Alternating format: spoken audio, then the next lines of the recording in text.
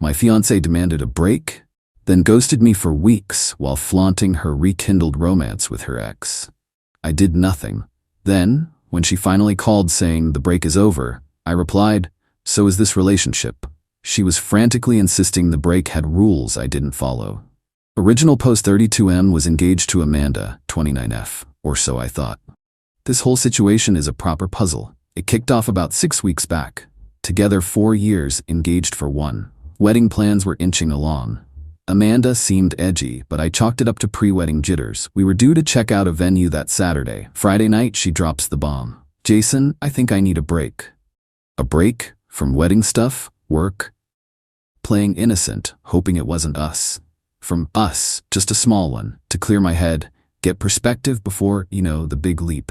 Red flags waving furiously. A break is usually code for I want to sample someone else but keep you as my backup. But I kept my cool. Me okay, if that's what you need, how long are we talking? Not long, a few weeks. I just need space, no contact, crucial for me to be alone with my thoughts. No contact. Got it. My gut clenched, but I nodded. All right, Amanda, if you need space and no contact, I'll respect that. She looked almost relieved I didn't argue, packed a bag, said she'd crash with her sister, Laura. A peck on the cheek. Then, just like that, gone. The first week was terrible, absolute radio silence. As requested, I replayed everything, wondering where I'd messed up. Standard self-blame game. Then, about 10 days into this break, I'm scrolling Insta. Amanda's not a big poster, but Laura, chronic oversharer. And there it was, Laura's story. Beach bar, cocktails, sunsets, and Amanda, beaming, arm cozily around Kevin, 30M-ish. Her college ex, the one she swore was ancient history. A fun chapter, definitely closed. My stomach plunged. Space to clear her head was apparently a tropical jaunt with Kevin. The no contact was purely for me, so I wouldn't mess up her romantic reunion. The sheer, blatant disrespect. Using our break as a hall pass. A flash of pure rage. Then, a colder, sharper thought took over. Okay, you want no contact while you figure things out with him? Fine, granted. Our apartment? My name. Always has been. She moved in 2 years ago. That venue? I dropped a $2,000 non-refundable deposit. My savings. The caterer? Another $1,500. Also mine. That high-end Breville barista touch espresso machine she insisted we needed? Around $1,000. My credit card. A joint engagement gift, supposedly, but guess who paid? I already considered that machine mine, regardless of her input. I didn't explode. Just started taking mental notes and making a few quiet calls. The apartment, my space. Her key was an issue easily solved. The venue caterer, called both. Wedding off, forfeited the deposits. Stung, but better than throwing more good money after bad. Got email confirmations. The ring, she still had it. My grandmother's ring. Hugely sentimental, beyond its cash value. That was a priority. I didn't text, didn't call, honored her no contact to the letter. Just waited, and gathered my documents, my resolve. Let her enjoy her break. About 4 weeks after she vanished, my phone rings. Unknown number. Had a feeling. Update 1. Yep, it was Amanda. Calling from a burner, I guess, since she probably figured I'd ignore her real number after the ghosting and the Insta fame with Kevin. Smooth. Me hello? Amanda, all breezy and cheerful. Jason, hi. So good news. The break is over. I've had a good think and I'm ready to come home and get back to us. The sheer unadulterated audacity. I almost choked. Me, calm, level. Oh, is it? Interesting. Because while your break might be over, Amanda, so is this relationship. Dead silence. I could practically hear the cogs whirring and grinding in her head. Amanda. What? Jason, what are you on about? Don't be like that. The break had rules. We said a few weeks. It's been a few weeks. Me. The rules were no contact, so you could clear your head. Which you did, on a beach with Kevin. I saw Laura's Instagram. Looked like you two had a fantastic time. More silence. Then a sputtering noise. Amanda. That was nothing. Kevin was just around. Laura invited him. It wasn't like that. We just talked. You're blowing this totally out of proportion. The break was about us, for me to get clarity for us. The entitlement was already bubbling to the surface. She genuinely believed she could just stroll back in. Me. Amanda, you asked for no contact. You vacationed with your ex? Did you think I wouldn't find out? You made your choice. The relationship is over. I've already canceled the venue and caterer. Voice cracking, panic setting in. You canceled them? Without even talking to me? Jason, we put down deposits. That was our money. Actually, Amanda, that was my money. Both deposits came from my savings. And yes, canceled. No wedding. But my stuff is at the apartment. My clothes, my Breville. Ah, the espresso machine. Knew it. Me, yes, your belongings are here. You can arrange a time to pick them up. Text me a day and time that works this week. I'll have them packed by the door. The Breville, however, is staying. It was bought on my card and it's mine. You won't be coming any further than the entryway for your other things. Amanda, you can't just kick me out. We live together. And the ring, Jason? The ring. You can't just end an engagement like this. There are protocols. The apartment is solely in my name, Amanda. You lived here with me. As for the ring, yes, let's discuss that. It's my grandmother's. I expect it back when you retrieve your things. You're being an absolute monster. This isn't fair. I needed that break. You're supposed to be understanding. You didn't follow the rules. You were supposed to wait for me. I waited, and I saw your choice during your break. The only rule you followed was no contact with Jason. The rest was clearly open season for you. Text me a time for your stuff. Goodbye, Amanda.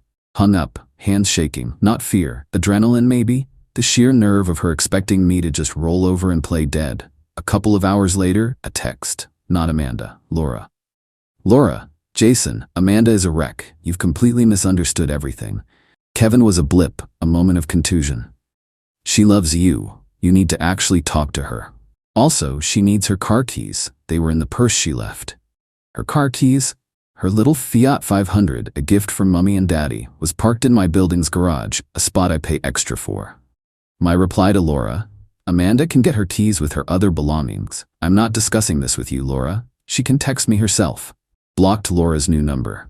Next day, Amanda finally texts, I need my things. Sunday 2 p.m. and I still expect the espresso machine. I picked it out. It's as much mine as yours. Still delusional about the Breville. No please, no apology. Just pure unadulterated demand. Sunday. This should be interesting. The locks on my apartment are being changed Saturday morning, just in case. Update 2 Sunday was a real circus. As expected, 2 p.m. hits. Knock at the door. I'd spent Saturday morning getting the locks changed, best $200 ever, and the afternoon meticulously boxing every single item that was solely Amanda's. Clothes, shoes, a metric ton of makeup, half-empty toiletries, her knickknacks. Her car keys were placed right on top of the first box. The Breville was on my kitchen counter, where it always was, and definitely not packed. All her actual belongings were piled near the front door. I open up, not just Amanda. Oh no, she brought the cavalry. Laura, the Insta reporter, and their mom, Carol, 50s. Carol, who always gave me the side-eye but buttered me up when I was footing bills. Amanda looks like she's been dragged through a hedge backwards. Puffy eyes, but a defiant scowl. Laura's radiating fury. Carol immediately slips into concerned matriarch mode. Carol, Jason, dear, Amanda mentioned a little misunderstanding. I'm sure we can smooth this over. She just needed a tiny breather. Carol, no misunderstanding. Amanda took her breather with her ex on a tropical island after demanding no contact. Engagement's off. Relationship's over. Her belongings are packed by the door. I waved at the mountain of boxes. Her car keys are on the top box there. Amanda, eyes darting to the boxes, then passed me to the kitchen counter where the Breville sat. Where's the Breville? You said you packed my things. I told you I picked that out. It's ours. Me, I packed your things, Amanda. The Breville was a gift, to us, yes, but paid for on my card and it stays with me in my apartment. Consider the coffees you had your share. You can't do that. That's basically stealing. She loves that machine. Not stealing if it's mine in my apartment. Take the rest of your actual belongings. Jason, this is hardly appropriate behavior. After 4 years, Amanda's been terribly distressed by your coldness. And changing the locks? So unnecessary. Me, changing locks on my own apartment after my fiancée ghosted me for her ex? Seemed pretty necessary. Now, are you taking this stuff or not? I have things to do. Amanda finally finds her voice, trembling with rage. Where's the ring, Jason? You said you wanted it? Gonna pawn it for your new locks? No, Amanda, I'm putting it back in its box where it belongs. The ring, please. I held out my hand. She made a big show of unclipping it from a chain. Actually wearing it. The nerve, practically chucked it at me. I caught it. Amanda, you'll regret this, Jason. Kevin actually gets me. He wouldn't pull this kind of stunt. Good for Kevin. Maybe he'll buy you a new Breville. Now, please take your things. 1 hour. I'll be in the back. They started grabbing boxes. Lots of muttered insults. Amanda kept trying to pick fights. My expensive skincare isn't even packed right. This stuff costs a fortune. Me, from the other room, should have taken it to the beach with Kevin. He's such a bore. Always said he was too dull for you, Amanda. Carol, surprisingly, was quiet, mostly sighing and shooting daggers at me. Then, the dirty trick. Amanda suddenly remembers some valuable heirloom jewelry her grandmother gave her that she thinks she might have left in my sock drawer, demands to come in and search. Me? Nope, not happening. Anything truly valuable you'd have taken on your break. I packed everything I found that was yours. If it's not in those boxes, it's not here. I'm calling the cops. You're stealing from me. Fumbled for her phone. Go ahead. Explain you left alleged valuables in your ex's apartment after you ditched the engagement for another guy, and now he won't let you ransack his bedroom. See how that goes. She glared but didn't call. Carol finally intervened. Girls, let's just get this over with. He's clearly not budging. A hint of wariness? They finally hauled the last box out, took the full hour with much huffing. As they left, Amanda got in a parting shot. Amanda, you're gonna be so lonely, Jason. You threw away everything for a stupid Instagram post. Me no, Amanda. I threw it away because you betrayed me and then expected a thank you. Goodbye. Closed the door, double-locked it. A wave of emptiness, then huge relief. Done. Or so I hoped. Yesterday, a letter. From a lawyer. Amanda seeking compensation. Emotional distress, shared assets. What shared assets? The $1,000 for the Breville and $3,500 for the non-refundable wedding deposits she claims were joint marital funds. Her claim about the deposits is particularly galling, given she was the one who caused the wedding to be canceled by her actions, and I was the one who paid them. The entitlement is off the charts. She wrecks the relationship, runs off, then wants me to pay her. This isn't over. It's war. And I'm ready. Sent the letter to my legal guy. He actually laughed out loud. Final update. It's been a few months. The dust has settled, along with Amanda's laughable legal threats. Time for the final chapter of this saga. Amanda's lawyer actually tried to play hardball. Sent a few more aggressive letters. My guy, bless his cynical, methodical soul, dismantled every single claim. Emotional distress. He pointed out Amanda initiated the break. Amanda cavorted with her ex. Amanda broke the no contact with demands. If anyone had distress, it was me. Shared assets deposits / Breville. My lawyer sent copies of my bank statements showing the deposits came from my pre-existing individual account. Credit card statement for the Breville, also solely mine. He politely noted, shared assets usually involve actual shared finances, which we never had. Thank goodness for my paranoia. He also highlighted that the financial loss from the deposits was a direct consequence of her actions leading to the wedding cancellation. The rules of the break. Her lawyer argued I violated the spirit of the break. My lawyer's reply was gold. The spirit of the break appeared to involve your client vacationing with another man while expecting our client to remain ignorant. Our client simply accepted the reality your client presented. Perfect. After a particularly pointed letter from my lawyer, hinting Amanda could be liable for my legal fees for a frivolous claim, her lawyer went radio silent. Heard through the grapevine.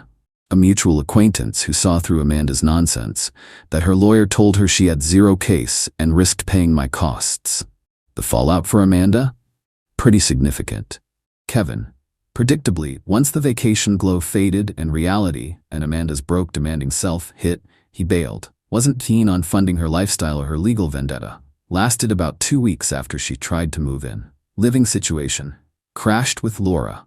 That imploded when Amanda expected Laura to be her ATM and therapist. Laura eventually kicked her out. Last I heard, Amanda swallowed her pride and moved back with her parents. Carol is reportedly deeply disappointed in Amanda for making such a mess. Oh, the irony. Finances. She's had to get an actual full-time job. The horror. No more relying on me. That $3,500 she wanted from me for deposits, she's now learning the value of earning it. The Breville. Pettiest, but most satisfying. The acquaintance said Amanda still whines about the Breville. Tried to get Carol to buy her a new one. Carol apparently told her to save up for it herself. As for me, first month was rough. Felt like an idiot, but anger turned to resolve. Those legal letters were stressful, but seeing them shut down was validating. The apartment feels like mine again. Got rid of her clutter. Repainted. It's lighter. My grandmother's ring is safe. The revenge wasn't dramatic. It was calm, methodical refusal to be played. Refusing to fund her bad choices. Refusing to let her paint me as the villain. She wanted a break and no contact? Fine. Permanent. Flaunted her ex? Fine. She dealt with that fallout alone. Entitled to my money, apartment, ring, even my espresso machine after stabbing me in the back? Absolutely not. Watching her entitlement crash into the wall of consequences was the real payoff. She genuinely believed she could have it all, send me the bill, and have me wait patiently.